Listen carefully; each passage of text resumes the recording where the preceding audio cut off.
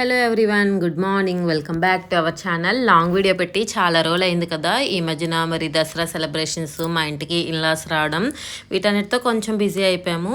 దసరా నవరాత్రులు కదా, ఒక్కరోజైనా అమ్మవారి దర్శనానికి వెళ్ళాలని చెప్పి అయితే కనకదుర్గమ్మ అమ్మవారికి దర్శనానికి వెళ్తున్నాము.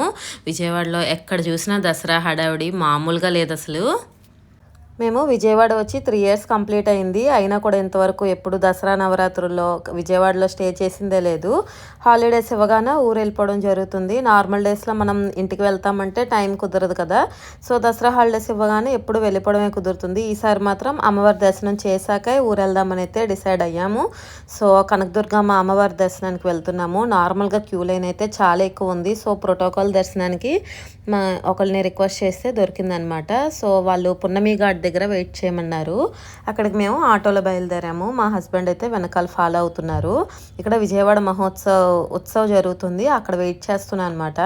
స్కైలో చూసారా, దుర్గమ్మ దర్శనం చాలా బాగా జరుగుతుంది. లైటింగ్స్తోని చాలా బాగా అరేంజ్ చేశారు. అమ్మవారికి సంబంధించిన అలంకారాలు, నగలతోనే డిస్ప్లే అనమాట. చాలా బాగుంది. ఫస్ట్ టైం నేను చూడడం ఇలాంటివి, చాలా అట్రాక్టివ్గా అనిపించింది. అసలు ఇన్ని ఏర్పాట్లు చూసి విజయవాడలోని పుట్టడం చాలా లక్ అనిపించింది నిజంగా.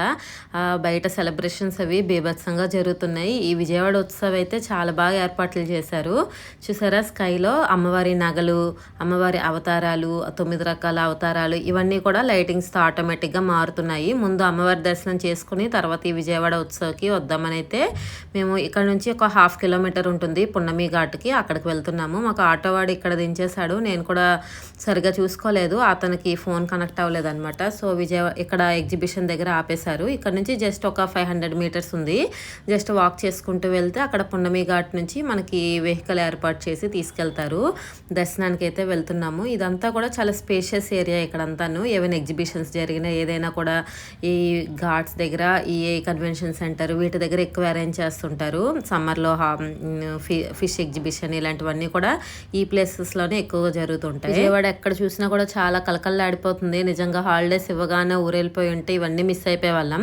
మళ్ళీ మనం నవరాత్రులు చూసుకొని దసరా అయ్యాక వస్తాం కదా, అప్పటికి ఇంకా ఏముండదు. సో ఇలా దర్శనానికి వెళ్ళడం బాగుంది. లాస్ట్ ఇయర్ కూడా దర్శనం చేసుకొని ఇంటికి వెళ్ళాము. బట్ అప్పుడు ఏంటంటే డే టైంలో మేము వెళ్ళాము. అప్పుడు ఇవన్నీ కూడా లైటింగ్స్ ఇవన్నీ కూడా మేము సరిగా చూడలేదు.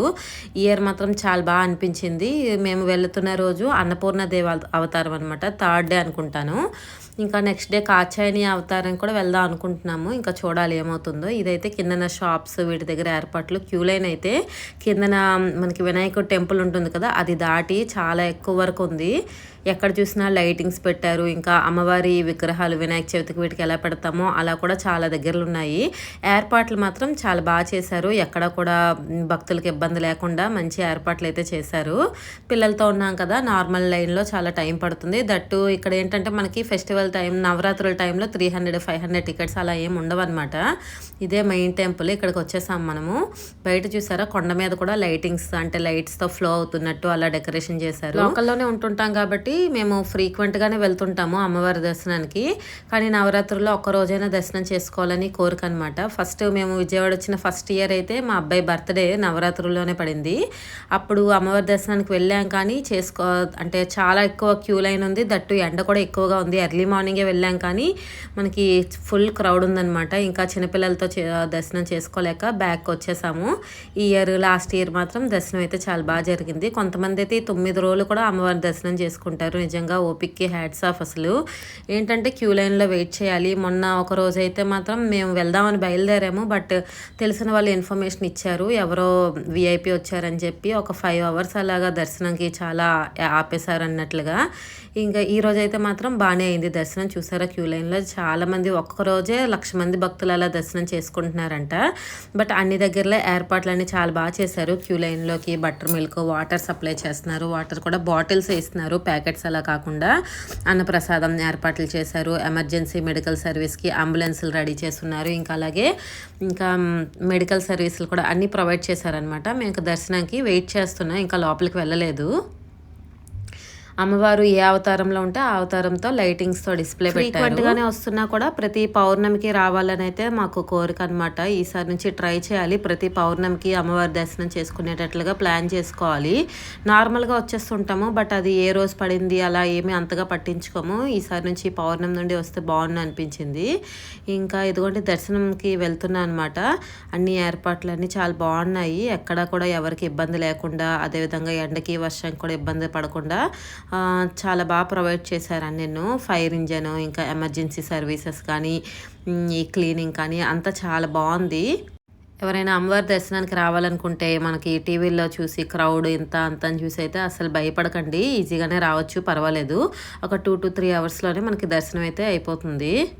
అమ్మవారి టెంపుల్లో సాంస్కృతిక కార్యక్రమాలు, భరతనాట్యము, క్లాసికల్ డ్యాన్సులని, మంచి సింగింగ్ అని అన్నీ చాలా బాగా కండక్ట్ చేశారు. అమ్మవారి దర్శనం కూడా అయిపోయింది. దర్శనం అయితే చాలా బాగా జరిగింది. ఇంకా మనకి ఏంటంటే నాకు ఇక్కడ కనకదుర్గమ్మ అమ్మవారిలో బాగా నచ్చేది ఏంటంటే మనం దగ్గర నుండి చూసినా దూరం నుండి చూసినా కూడా అమ్మవారు చాలా స్పష్టంగా కనిపిస్తారు. అదేవిధంగా అమ్మవారి రూపం కూడా అస్సలు మర్చిపోలేము. చాలా అంటే అట్రాక్టివ్ అని కాదు, దాన్ని ఏమని చెప్పాలో నాకైతే తెలియట్లేదు, కానీ అమ్మవారి ఫేస్ ఇవన్నీ కూడా బాగా గుర్తుండిపోతాయి అనమాట. నార్మల్గా మిగతా టెంపుల్స్లో దర్శనం చేసుకొని వచ్చేస్తాము, తర్వాత మర్చిపోయినట్లు ఉంటుంది, కానీ ఇక్కడ అమ్మవారి ఫేస్ అయితే మాత్రం అలాగ మన మైండ్లో రన్ అవుతూనే ఉంటుంది. ఇక్కడ చూసారా పిల్లలకు భరతనాట్యం అవి చేసి బయట పెర్ఫార్మెన్స్ ఇచ్చారనమాట. ఎప్పుడు కూడా ఏదో ఒక కార్యక్రమాలు అయితే జరుగుతూ ఉంటాయి. ఇలాంటి టైంలో అయితే ఇంకా మంచి మంచి అంటే ట్రెడిషనల్ ప్రోగ్రామ్స్ అన్నీ చాలా బాగా జరుగుతూ ఉంటాయి. ఈవినింగ్ టైంలో వెళ్ళాం కదా, చల్లగా గాలి వస్తుంది, మంచిగా ఉంది క్లైమేట్. బట్ దిగేసరికి మాత్రం వర్షం పడిపోయింది సడన్గా, చాలా పెద్ద వర్షం. సడన్గా ఒక 20 minutes అలా పడింది, కానీ చాలా ఫ్లో ఎక్కువగా ఉంది. సో విజయవాడ ఉత్సవకి అయితే మరి వెళ్ళడానికి కుదరలేదు. అంటే దర్శనం చాలా బాగా జరిగింది, అదే సంతోషం అనమాట. దారిలో ఎక్కడ ఇబ్బంది పడలేదు. మనం బయటకు వచ్చేసరికి ఆటోలో వెళ్ళాము, తర్వాత అయితే వర్షం పడింది, ఇంకా మరి ఏం చేయలేము. మనం వెళ్ళిన ప్లేస్ దగ్గరే మళ్ళీ మనకి డ్రాప్ చేసేసారు. అక్కడ నుంచి మన ఇంటికి అయితే వెళ్ళిపోవాలి. ఇదంతా మేము రిటర్న్ వచ్చేటప్పుడు తీస్తున్న వీడియో. నైట్ మనకి 9:45 వరకు క్యూ లైన్లోకి అలౌ చేస్తారు. ఆ తర్వాత లోపల ఉన్న భక్తులకి దర్శనం జరుగుతుంది. ఇంకా కొత్తగా వచ్చే వాళ్ళనైతే ఇంకా అలౌ చేయరు. 9:10 వరకు అయితే క్యూ లైన్ అయితే మనకు ఉంటుంది. ఆటోలు కూడా చాలా దూరంగా ఆపేస్తారు. ఇక్కడ ఏంటంటే కొంచెం చూసుకోవాలి. వెహికల్స్ కూడాను మనకి టెంపుల్ వెహికల్స్ తప్ప ఇంకా బయట వెహికల్స్తో ఎక్కడికి మనం కొండపైకి అయితే అలౌ లేదు. నార్మల్గా ఎవరైనా నడిచి వెళ్ళాల్సిందే. ఇంకా చాలా లేట్ అయింది కదా, చూడండి ఇప్పుడు క్యూ లైన్లు అయితే ఖాళీ ఉన్నాయి. ఇంకా ఎర్లీ మార్నింగ్ కూడా మనం వెళ్తే ఈజీగా దర్శనం అవుతుంది. ఎక్కువ అంటే లోకల్లో ఉన్న వాళ్ళు ఎర్లీ మార్నింగ్ వెళ్ళినా కూడా చాలా బాగా దర్శనం అవుతుంది. నవరాత్రుల్లో అమ్మవారి దర్శనం చేసుకోవడం చాలా హ్యాపీ అనిపించింది. అన్నపూర్ణాదేవి అమ్మవారు అన్నం గిన్నె పట్టుకొని వడ్డిస్తున్నట్లుగా చాలా బాగా దర్శనం ఇచ్చారు. అప్పుడు గుడిలో ఏర్పాట్లు, ఆ డెకరేషన్లు చూసి అసలు బయటకు రావాలనిపించలేదు. అసలు చాలా బాగుంది. విజయవాడ టెంపుల్లోనే కాకుండా బయట అన్ని స్ట్రీట్స్లో కానీ, ఇంకా మెయిన్ రోడ్లో కానీ అన్ని దగ్గరలో కూడా లైటింగ్స్, డెకరేషన్స్ చాలా బాగా అరేంజ్ చేశారు. విజయవాడలో ఈ ఇయర్ నవరాత్రులు సెలబ్రేట్ చేసుకునేందుకు చాలా హ్యాపీ అనిపించింది. చూసారా ఇప్పుడు మేము ఫ్లైఓవర్ ఎక్కాము, అక్కడ కూడా ఇదంతా లైటింగ్స్.